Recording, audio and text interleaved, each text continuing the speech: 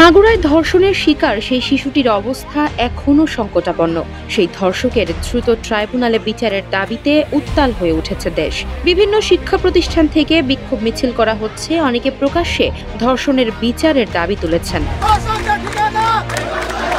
অনেক নেটিজেন বলছেন, ধর্ষণের এমন সাজা হোক যেন কোনো নারী বা শিশুকে আবার ধর্ষণ করার আগে বুক কেঁপে ওঠে। গেল কয়েকদিনে দেশের বিভিন্ন এলাকায় নারী ও শিশুদের ধর্ষণের খবর মিলেছে। এবার সেসব নিয়েই আক্ষেপ করে সামাজিক যোগাযোগ মাধ্যম ফেসবুকে স্ট্যাটাস দিয়েছেন জনপ্রিয় Islamic scholar doctor Mizanur Rahman Azhari. দেশের আইন ও বিচার ব্যবস্থা যখন ক্রিমিনাল ফ্রেন্ডলি হয়ে ওঠে, মূলত তখনই লম্পটগুলো ধর্ষণের সাহস করে বলে মন্তব্য করেছেন তিনি। নিজের ভেরিফাইড ফেসবুক আইডিতে দেওয়া এক স্ট্যাটাসে তিনি লিখেছেন, বাকরুদ্ধ বাংলাদেশ, পুরো জাতি যেন আজ স্তব্ধ।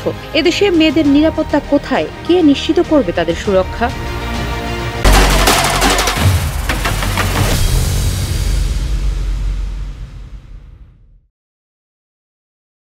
এরপর কমেন্ট বক্সে আজহারি আরও লেখেন, ধর্ষণের বিরুদ্ধে বিশেষ ট্রাইব্যুনাল গঠন করে কঠোর আইন প্রয়োগ এবং ন্যায় বিচার নিশ্চিত করা রাষ্ট্রের দায়িত্ব। ন্যায় বিচারের অভাবেই অপরাধীরা সাহস পায়। তিনি আরও লিখেছেন, দেশের আইন ও বিচার ব্যবস্থা যখন ক্রিমিনাল ফ্রেন্ডলি হয়ে ওঠে, মূলত তখনই লম্পটগুলো ধর্ষণের সাহস করে। ক্ষমতার বলে ও আইনের ফাঁক ফোকর গড়িয়ে এরা সবসময় থাকে ধরাছোঁয়ার আড়ালে।